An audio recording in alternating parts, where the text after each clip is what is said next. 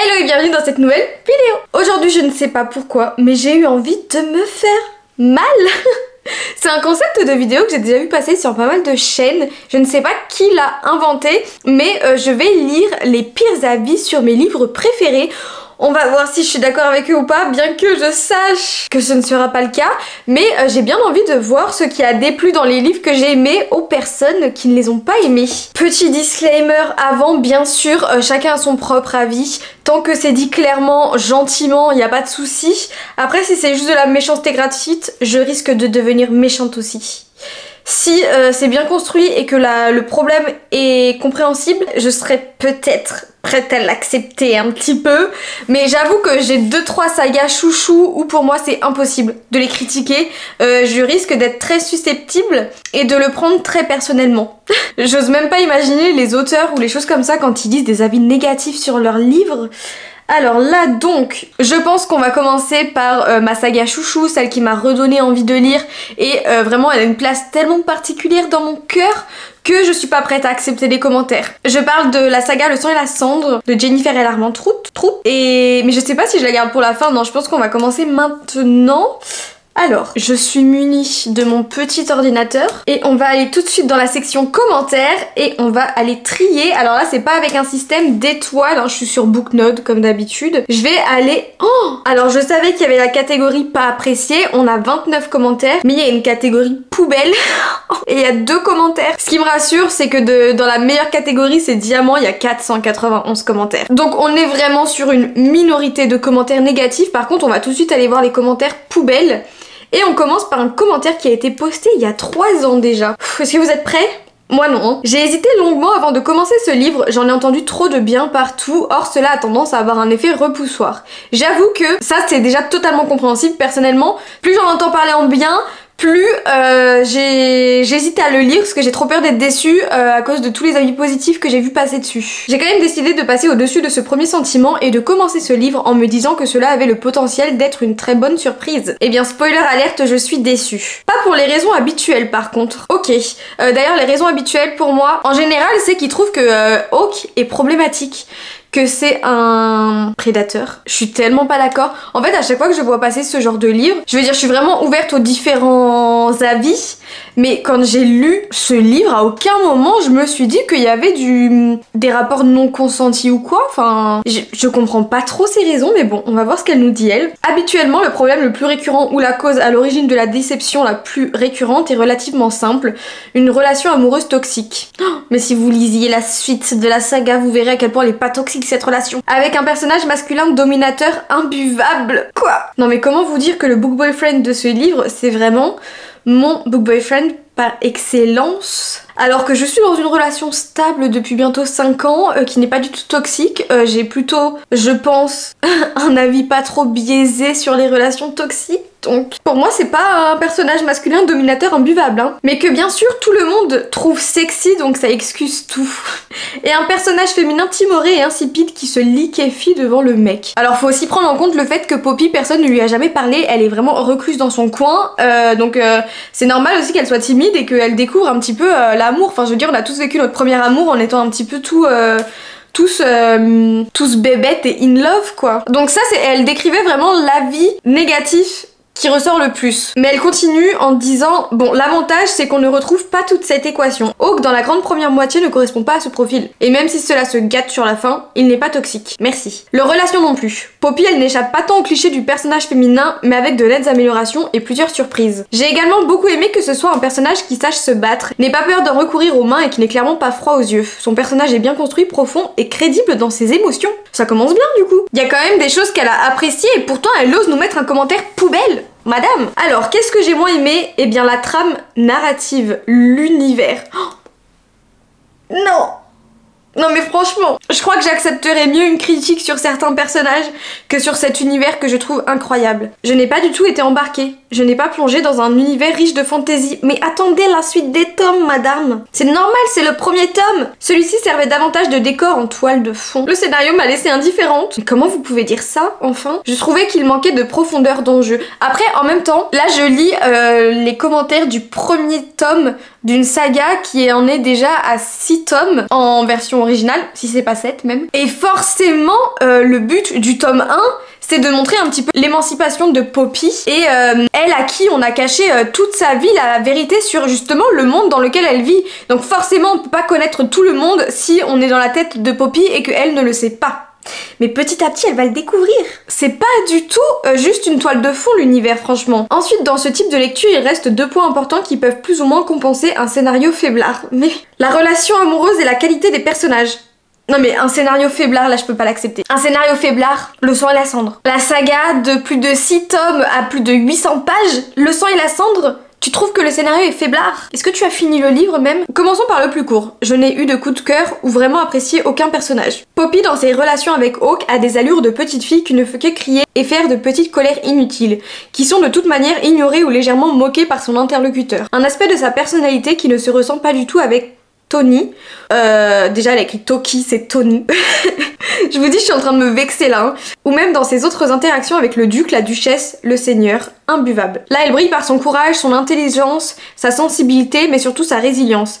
Elle fait face aux difficultés, à la douleur avec panache, et on sent que tous ceux qui s'en prennent à elle ne payent rien pour attendre. Sauf avec Hawk. Avec lui, l'auteur lui fait prendre des airs de potiche et je déteste ça. Alors oui, Poppy, elle perd un petit peu ses moyens, mais encore une fois, Hawk il l'intimide, c'est la première fois qu'elle côtoie vraiment un homme qui lui plaît, qui a son âge, enfin son âge. Mais enfin c'est pas parce qu'elle a une vingtaine d'années, il me semble, peut-être un peu moins. Je veux dire, si elle a rien vécu au niveau des relations entre personnages, entre certaines personnes, c'est normal qu'elle se conduise un petit peu comme ça. Enfin je sais pas, justement moi je trouve ça plutôt justifié hein. Ensuite on passe au personnage de Hawk. Hawk, et cela en devient insupportable à partir de la deuxième moitié, l'infantilise au possible. Il lui donne des ordres, décide trop, tout le temps pour elle. Et cela, on le doit à ce rôle si prédominant de garde du corps. Il n'est pas un soutien, un partenaire, un égal, mais un régisseur. Il contrôle, dirige, ordonne, sans pour autant que ce soit sa véritable intention. Mais si tu savais à quel point tu ravalerais tes mots pour ne pas avoir dit ça, non! Il est tellement dévoué à elle, il la met tellement sur un piédestal, il la laisse tellement prendre ses propres décisions. Et au début, il était juste forcé à lui donner des ordres en fait, mais pour sa défense, pour la protéger en soi, et pour être dans son rôle de garde. Bon, on va lire la conclusion maintenant. Une relation amoureuse qui prend un tour rédhibitoire à partir de la deuxième moitié, des personnages avec de nombreux points faibles et un scénario peu creusé. Pour autant, le livre n'est pas désagréable, ça se lit, ça distrait. Donc tu viens d'énoncer tout ça, et après tu nous dis que finalement le livre n'était pas nul, alors que tu l'as descendu au possible. Mais ce n'est absolument pas une lecture fantastique, intelligente, profonde ou bouleversante, bien malheureusement. Ou punaise, elle nous a fait un update. Alors je pense qu'elle avait dû écrire donc tout ce que je viens de vous dire avant d'avoir fini le livre, et là elle nous fait un update sur la fin du livre peut-être. Update, cela se détériore très vite alors que c'était déjà pas fameux. Il y a 2 secondes tu nous as dit que c'était une lecture qui n'était pas désagréable. Ma lecture était trop laborieuse et disons-le, un mauvais moment, j'ai décidé d'arrêter. En regardant les spoilers de la fin, je réalise à quel point j'ai bien fait. C'est bien pire que ma première impression. Hawk rejoint officiellement le rang des mecs toxiques et manipulateurs, et Poppy le rang des filles gourdes, sans force de volonté ni sens moral, qui oublient tout. Ses valeurs, son amour-propre, sa dignité, sous prétexte qu'elle trouve un mec beau. Vive les lectures superficielles et profondément révoltantes pour des ados émoustillés. Oh, non mais arrêtez là. Tu pars un peu loin là. Hein. Je pense que cette dame devait avoir un âge assez avancé pour ne pas apprécier cette lecture. Maintenant je suis désolée. Mais le côté où Poppy, c'est une fille gourde et qui se laisse faire par un mec juste parce qu'elle le trouve beau, mais je suis tellement pas d'accord. Mais encore une fois, mon avis est biaisé parce que j'ai continué vraiment cette saga très loin, enfin jusqu'au bout, ou jusqu'où c'est sorti pour le moment. Et ce qui fait que j'ai vu toute l'évolution de Poppy. Et dans le premier tome, en général, on peut pas s'attendre à directement quelqu'un de badass qui sait absolument tout, qui prend toujours les bonnes décisions. Je trouve qu'un personnage est beaucoup plus compréhensible et imaginable et humain, en fait, quand il prend parfois des mauvaises décisions, qu'il a des hésitations, qui se repose peut-être sur certaines personnes. Et à l'inverse, Hawk joue peut-être un petit peu un rôle au début, oui. Je peux pas vous spoiler, donc je peux pas tout dire. Mais il s'est un peu laissé prendre à son propre piège en fait, donc il s'est pas dit je vais la séduire et je vais en faire ma chose et en faire ce que je veux quoi, mais tellement pas. Oh, ça m'énerve. Attendez, on a un deuxième commentaire qui est dans la section poubelle. Comment vous dire que j'ai essayé, mais vraiment. Je m'étais procuré le livre avant que l'autrice soit taxée de problématiques sur sa façon de traiter les personnages de couleur sur son œuvre. Alors ça, j'en ai entendu parler aussi un petit peu, je crois, parce que... Alors j'ai pas envie de dire n'importe quoi, mais je crois qu'il y a un problème avec le fait que les personnes de couleur soient uniquement des personnages secondaires, il me semble. Ce qui rendrait Jennifer et l'Armentrout problématique, et donc il faudrait arrêter de lire ses livres. Je préfère pas m'exprimer sur les sujets des autrices problématiques parce qu'en général je trouve que il y a peut-être des maladresses, enfin j'essaye pas de défendre parce qu'en vrai je connais pas les sujets, mais j'ai l'impression qu'on met directement des autrices ou auteurs dans la case problématique pour plein de choses tout le temps. En fait, si on écoute la moitié de ma bibliothèque, je devrais l'acheter parce que tout le monde est problématique. Clairement, hein, Rebecca Yarros, Sarah J. Maas, Jennifer Armentrout. Après, j'ai vu passer, mais je vais pas essayer de parler, de les défendre ou quoi, parce que je connais pas le sujet, donc je veux pas défendre des personnes coupables, mais je veux pas non plus bannir des livres ou des autrices pour des raisons que je ne connais pas. Faudrait que je me renseigne sur le sujet, mais bon, c'est pas le but de cette vidéo. J'ai DNF ma lecture, car le world building était mal construit. T'as du mal le comprendre surtout. Je me souviendrai toujours que j'imaginais l'histoire se dérouler dans un univers médiéval, ce qui semblerait être le cas, mais à un moment où il est écrit que Poppy appuie sur l'interrupteur pour allumer la lumière de sa chambre, je me suis dit « Attends quoi? Mais dans quel univers nous sommes? Médiéval ou pas ?» Aussi la scène dans la neige, je vous la décris pas, pour pas vous spoiler au cas où. Nanana, j'en ai marre de cette glamourisation de scènes sans consentement, mais enfin, mais arrêtez! Mais je veux dire, c'est... Pareil, c'est des... J'arrive...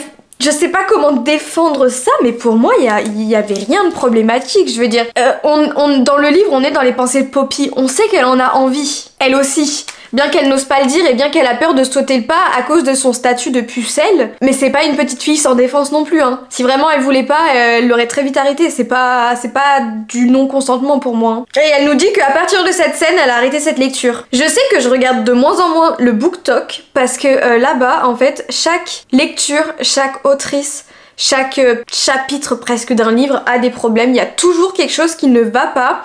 Après, personnellement, je pense que certaines scènes qui sont appliquées dans un univers de fantasy, ou même par exemple pour la dark romance, on est dans un livre, on n'est pas sur quelque chose où on peut prendre exemple. C'est pas fait pour montrer le chemin aux petites filles. Déjà, c'est pas des livres à mettre dans les mains de public jeune. Et comment dire, enfin, je sais pas, je trouve ça dommage de toujours trouver des problèmes un peu de partout. Bien que, encore une fois, n'attrapez pas ma veste. Si vous avez vraiment des éléments à me transmettre sur les autrices problématiques, en particulier Jennifer et l'Armentrout, là, n'hésitez pas à me les donner parce que je suis pas hyper bien informée dessus. Mais bon, on va passer à un livre français. C'est une de mes dernières lectures à l'heure où je filme cette vidéo et je sais qu'elle n'a pas du tout fait l'unanimité. Personnellement, je l'ai tellement adoré. Autrice française, fantasy, romantaisie, est-ce que vous voyez duquel je parle? Il est juste là, c'est le retour de Ça 1. Il y a énormément de monde qui ne l'a pas apprécié et j'ai hâte de voir ce qu'on va nous dire dessus. Alors, pour les commentaires, est-ce qu'on a des commentaires négatifs? On a que un commentaire pas apprécié. Je vais essayer d'en trouver ailleurs parce que là c'est marqué juste très compliqué, je trouve, de s'attacher aux personnages. Dommage. C'est un des livres où je me suis le plus attachée aux personnages, aux émotions des gens. Vraiment, j'étais choquée de moi-même être autant impliquée dans leurs émotions. Dans leurs sentiments. Je suis tellement déjà pas d'accord. Attendez, je vais chercher d'autres avis. Alors, on a 2 commentaires, 1 étoile juste ici. J'en avais entendu beaucoup de bien sur TikTok, malheureusement la mayonnaise n'a pas prise avec moi. Je suis une grande fan de romantaisie de base, j'ai trouvé le personnage principal immature et qui manque de résilience. Ça m'a fait arrêter au bout de la moitié. Je pense que si je l'avais lu à mes 14-15 ans, ça aurait été parfait, mais j'ai 10 ans de plus. Alors, le fait que le personnage soit immature, c'est un petit point sur lequel je peux être d'accord. C'est tout ce qui m'a manqué, je pense, pour mettre un coup de cœur. C'est que le personnage de Shai, je l'ai trouvé à certains moments un petit peu, ouais, enfantine. Mais en même temps aussi, du coup, faut la comprendre un petit peu. Elle arrive dans un monde qu'elle ne connaît absolument pas. Elle ne comprend rien. Elle ne connaît personne. Elle était juste habituée à sa petite vie d'étudiante en France, quoi, donc forcément, moi je veux dire, j'aimerais bien vous y voir à sa place aussi, hein. Le deuxième commentaire négatif: l'univers semble intéressant mais semble manquer de travail à mon avis. Tout comme ton commentaire parce que tu fais beaucoup de répétitions, madame. Ah ça y est, je deviens méchante. Non, pardon, on s'attaque aux commentaires, on s'attaque pas à la personne. Hein. Shaim est insupportable et la période avec Adna m'a perdu. Ça n'est pas fait pour moi malheureusement. Ouais. Je vois ce que tu veux dire avec Adna. J'avoue que moi aussi j'ai un petit chouï levé les yeux au ciel quand c'est arrivé. Mais en soi c'était rien de très grave non plus quoi, ça va. Hein. Alors là j'ai un 3 étoiles sur 5, difficile à lire. Beaucoup de mal avec l'héroïne. Ah, je suis pas la seule. Hein. Déçue du livre, la fin est bien travaillée par contre. Je ne sais pas encore si je vais lire le 2 parce que j'ai failli abandonner plus d'une fois. Oh mais dommage, franchement, moi justement la première partie du livre, j'étais intriguée de voir où ça allait et après franchement l'évolution des personnages, des relations, la fin, enfin moi j'étais en pleurs. Hein. Avis mitigé, grande amatrice de lecture, je n'ai jamais arrêté ma lecture au plein milieu d'un roman, c'est une première cette fois-ci. Donc tu abandonnes ton livre et tu mets 3 étoiles sur 5. La plume est de qualité. L'univers est intéressant, singulier et bien décrit, ok. Mais la narration est beaucoup trop longue. Même s'il y a de l'action, ça reste terriblement redondant. Ah oui? Mais j'ai pas trouvé de lenteur dans ce livre personnellement. Justement, j'ai trouvé que les étapes s'enchaînaient assez vite. Pas trop lentement, mais pas trop rapidement non plus, que c'était un bon juste milieu, quoi. Je trouve les personnages charismatiques et attachants, sauf l'héroïne. Non mais c'est vrai que l'héroïne, moi aussi shy, franchement. Là-dessus, je peux pas critiquer, je peux pas ne pas être d'accord. Hein. J'attendais le basculement, qui est toujours présent à un moment ou à un autre dans les romantaisies, mais il ne venait pas. Je dois manquer de patience, je suis donc très frustrée par cette lecture, dommage vraiment. Et bah justement, vous savez quoi? Moi c'est ce que j'ai adoré dans ce livre, c'est que je savais absolument pas comment allaient se dérouler leurs plans. Est-ce qu'il y allait avoir un retournement de situation? À quel moment? Et c'est ça que j'ai aimé, c'est de savoir que en général il y a toujours un retournement de situation et que là du coup j'en avais aucune idée, je savais pas du tout où on allait. Donc après je sais qu'il y a très souvent des retournements de situation et là on peut pas dire que tout se soit déroulé comme prévu quand même non plus hein. Et il faut juste un petit peu de patience quoi. Mais bon, on va passer à un autre livre.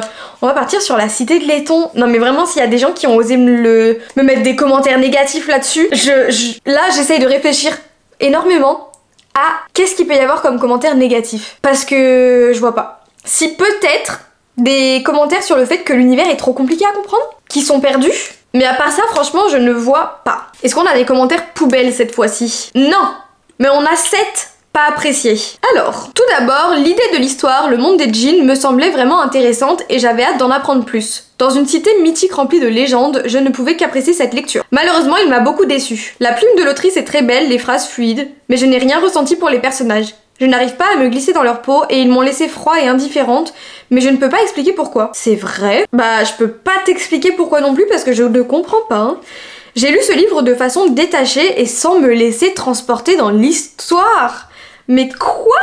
Non mais c'est que t'étais pas concentré dans ta lecture, tu pensais à autre chose, là c'est pas possible. Ou t'étais trop fatigué en lisant. C'est peut-être le fait de suivre 2 personnages, ou encore qu'il y a beaucoup de passages où après le chapitre on passe à un intervalle de temps plus loin. Par exemple, le chapitre de Nari se termine, on passe à celui d'Ali, on revient à Nari et c'est 1, 2, 3 semaines plus tard. Mais vous savez que j'ai tellement pas du tout eu ce ressenti-là, moi justement, je trouvais qu'il y avait toujours beaucoup de suspense entre chaque chapitre et par exemple je terminais un chapitre de Nari et on passait à Ali. Et j'étais dégoûtée parce que je voulais absolument savoir ce qui se passait à Ali. Après je me mettais donc à lire le chapitre d'Ali. Et à la fin, même si j'avais trop hâte de savoir ce qui allait se passer à Nari à la suite du dernier chapitre, j'étais dégoûtée de quitter Ali parce que pareil, je voulais absolument savoir ce qui se passait. Donc franchement, moi j'étais vraiment happée par chaque changement de chapitre et encore pire dans les 2 derniers tomes. Mais bon là on parle du premier tome, quand on a 3 points de vue. C'était... Ah non, moi je suis désolée mais je suis vraiment partie à Devabad avec eux. Hein. Alors... On m'avait vendu ce livre comme étant une fantaisie orientale aussi intéressante que Le Faiseur de rêves. Je ne connais pas du tout. Mais ça n'a malheureusement pas pris avec moi. Je n'ai pas du tout accroché au personnage. L'héroïne m'agaçait prodigieusement à chacune de ses interactions. Sérieux?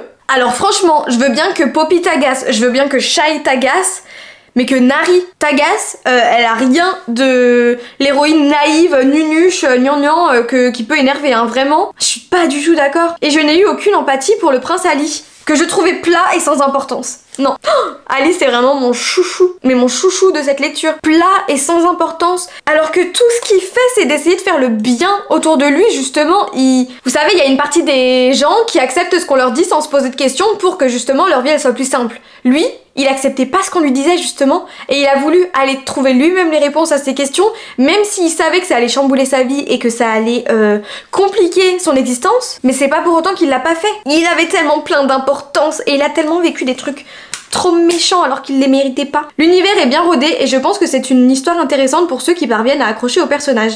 Je ne doute pas qu'il y a un tas de qualités, mais je ne suis pas allée assez loin dans l'histoire pour vous en faire part. C'est un livre qui a longtemps figuré dans ma pile à terminer et que j'ai décidé d'abandonner avec mûre réflexion. Je ne peux pas me permettre de critiquer l'histoire puisque je ne sais pas ce qu'il se passe, mais je le conseille quand même car j'en ai entendu beaucoup de bien. Non mais madame aussi, vous pouvez pas critiquer Ali sans savoir, hein. Moi je suis pas d'accord. Ali, il est intouchable. En fait, je comprends pas comment c'est possible de ne pas s'attacher et de ne pas avoir d'empathie pour Ali, quoi. Ali. Ah non, je suis pas d'accord. Allez, on se lit un dernier petit commentaire. Ah ouais, mais alors, elle sait pas ce qu'elle veut, hein. Un univers très riche et aux transcriptions incroyables, ainsi que des personnages très intéressants. Mais là, on se dit qu'elle a adoré sa lecture. Et à la fin, elle nous met « Néanmoins, je n'ai pas été happée dedans. » Donc t'as tout aimé, mais ça t'a pas plu. J'ai vraiment beaucoup de mal à rentrer dans l'histoire, peut-être que ce n'est pas ce dont j'ai besoin en ce moment. J'arrête là et je reprendrai peut-être une autre fois, mais honnêtement je n'arrive pas à m'attacher au personnage ni à rentrer dans l'univers mis en place. Je trouve ce roman froid. Peut-être est-ce dû à sa construction, je n'en sais rien. Je ne peux pas le conseiller ou le déconseiller car je ne suis pas parvenue assez loin dans l'histoire. Je pensais pas qu'il y avait des personnes qui pouvaient penser ça de La Cité de Laiton, hein. Là, je me sens aussi attaquée que si j'étais l'autrice. J'aime tellement cette saga que je crois qu'elle est encore plus intouchable que Le Sang et les Cendres, parce que Le Sang et la Cendre en vrai j'adore, je suis fan vraiment, hein. Mais c'est aussi parce que elle a une place particulière, donc moi je peux pas la critiquer parce que c'est la toute première saga que j'ai relue, donc dans tous les cas je l'apprécierais, j'apprécierais la suite. Mais à l'heure actuelle je sais pas si j'avais lu plein d'autres choses avant, elle aurait eu cette même place et que je l'aurais appréciée autant. Vous voyez, La Cité de Laiton, à n'importe quel moment que je l'aurais lu, là je l'ai lu du coup après avoir lu plein d'autres livres dans le même style, mais elle a tout détrôné quoi. Donc même pour les adeptes de fantasy, je comprends pas. Je vais essayer de trouver un dernier livre pour lire 2-3 derniers avis dessus, après je pense qu'on arrêtera parce que ça fait assez longtemps, je sais. Le livre maudit d'Azraël. J'ai hâte de voir les avis négatifs. Pareil, en plus c'est une lecture assez récente, donc je peux bien me faire une idée de ce qu'ils vont dire. Mais alors, est-ce qu'il y a déjà des avis négatifs par contre dessus? Il y a 2 avis négatifs pas appréciés. Alors, rappel, ceci n'est qu'un avis personnel, j'ai lu le tome 1 jusqu'au bout. Ok, on en a beaucoup parlé sur les réseaux, et j'ai pourtant évité de lire et écouter les reviews pour vraiment me faire mon propre avis sans être influencée. Et pourtant, je passerai mon tour pour cette série. Alors, les plus. Bon, world building, on parle de différentes créatures et différentes planètes. On n'est pas inondé d'infos, donc pas de problème pour la lecture, ça change de ce que j'ai pu lire. De bons fils conducteurs, même si j'ai senti venir les événements. L'intrigue m'a fait tenir la lecture jusqu'au bout. Les persos secondaires, bien qu'ils apparaissent peu, je me suis vite attachée à eux. Drake, Gabi, Logan.